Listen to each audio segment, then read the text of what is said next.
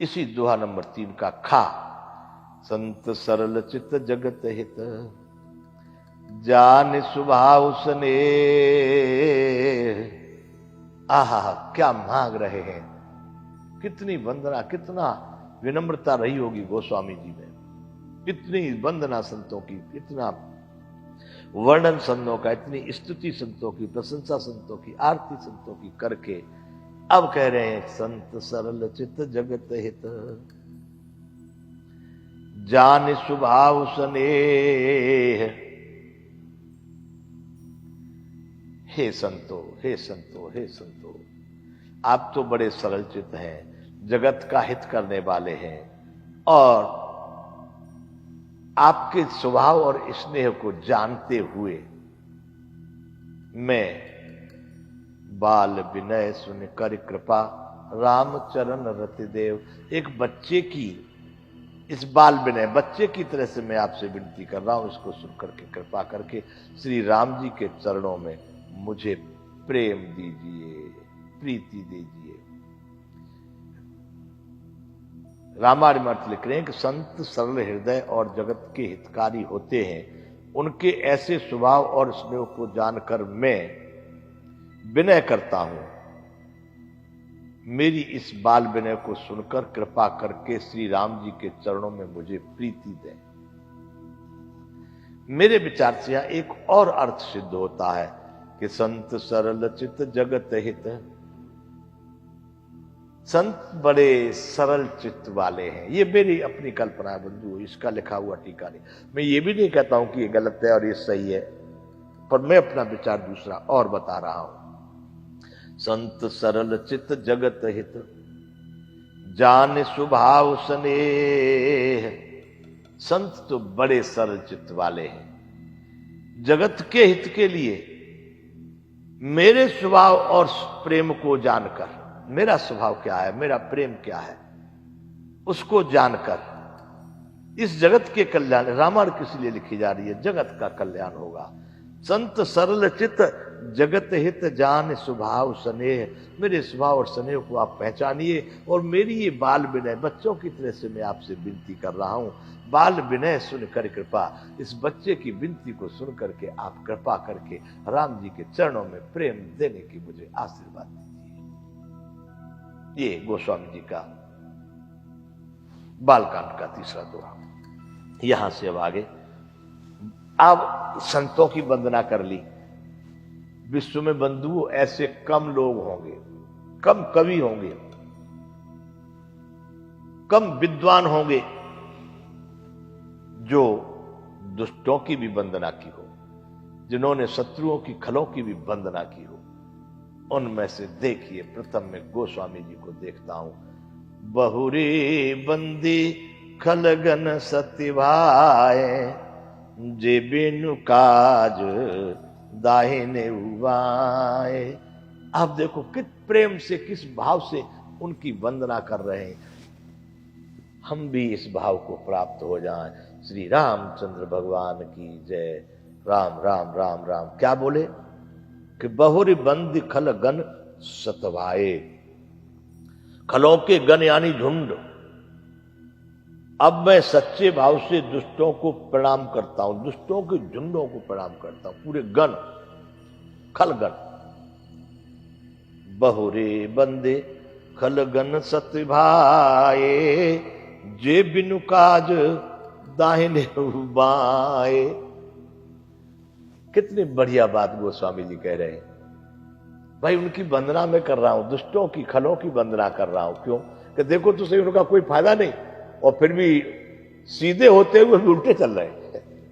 कोई फायदा नहीं उनका, अपना ही नुकसान कर रहे हैं। अच्छा, दुष्ट लोग किसका बिगाड़ेंगे? और एक ही तरह से मान लिया दूसरों का बिगाड़, लेकिन अपना तो उनका बिगड़ता ही है ना। वैसे तो जो करेगा सो भरेगा, सिद्धांत ये है। लेकिन यहां दुष्टों की जो बात कह रहे हैं कि बहुरी बंदी खलगन सत्यभाए, जे बिनु काम बिनु काज, कोई मतलब नहीं, दाहिने उबाए, अच्छे होते हुए भी बुरे बने हुए। वो भी हमारे जैसे, दो कान, आंख, नाक, कान, सब चीज उनका हमारे जैसा ही है। आप देख के नहीं बता सकते दुष्ट है कि सज्जन है, परंतु व्यर्थ ही बगैर मतलब के, अच्छे होते हुए भी बुरे बने हुए। गोस्वामी जी उन दुष्टों की खलों की भी वंदना कर रहे हैं। और कैसे वंदना कर रहे हैं कि पर हित हानि लाभ जिनके रे, उजरे हर्ष विषाद बसेरे। परहित हानि लाभ जिनके रे, उनके लिए बड़ा लाभ क्या है? दूसरे का काम बिगाड़ देना। उनको कुछ मिला नहीं, पर दूसरे का बिगाड़ दिया, इसको माला देखो बिगाड़ दिया ना, यही उनका लाभ है।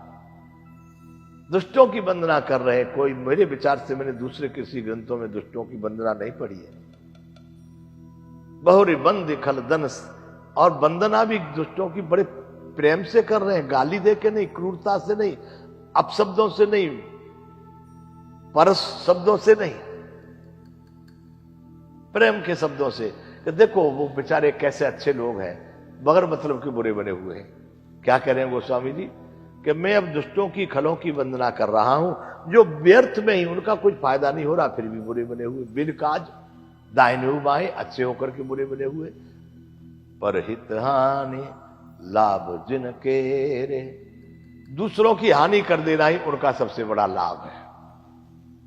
उजरे हर्ष विषाद घनेरे, आहा, उजरे हर्ष विषाद बसेरे। देखो दुष्टों का क्या स्वभाव बता रहे गोस्वामी जी। दूसरों की हानि करना उनका सबसे बड़ा लाभ, और दूसरों का उजड़ जाना उनकी बड़ी खुशी, बड़ा प्रसन्नता, और दूसरों का घर बस जाना उनके लिए बड़ी भारी दुख का कारण होगा।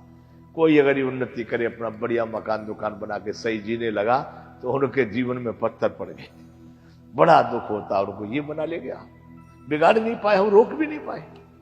गजब। आहा आहा, वंदना कर रहे हैं दुष्टों की। जय हो जय हो, गोस्वामी जी महाराज की जय हो। बहुरी बंद खलगन सतवाए, जे बिनु काज दाहिने उबाए, परहित हानि लाभ जिन केरे, उजरे हर्ष विषाद बसेरे। बंधुओं देख लो, ऐसा ही स्वभाव है कि नहीं, बिल्कुल फिट कह रहे हैं गोस्वामी। और कैसे? हरि हर जस राकेश राहु से, पर अकाज भट्ट सहस बाहु से।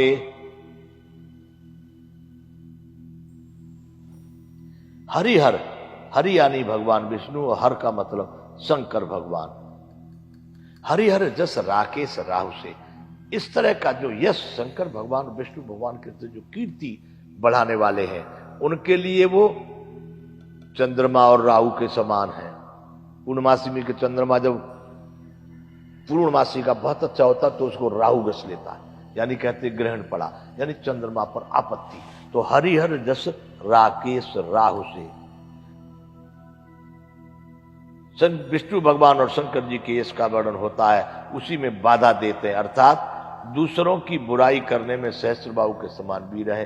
पर अकाज भट्ट सहस्त्रबाहु से, पर अकाज दूसरों का अकाज यानी काम को बिगाड़ने के लिए सहस्त्रबाहु, जो 1000 भुजा वाले थे, 2 भुजाओं से न बिगड़ पावे, इतना जोर लगा देंगे, इतना जोर लगा देंगे, सब कुछ लगा देंगे किसी का नुकसान करने के लिए।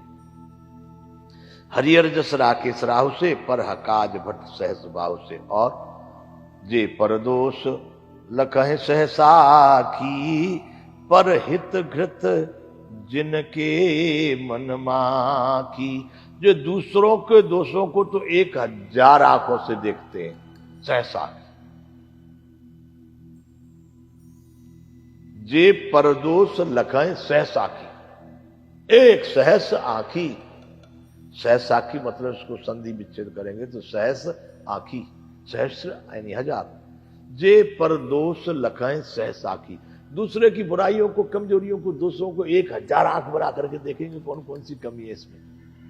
पर हित घृत जिनके मन माखी, दूसरों के हित रूपी घी के लिए जिनका मन मक्खी बना हुआ।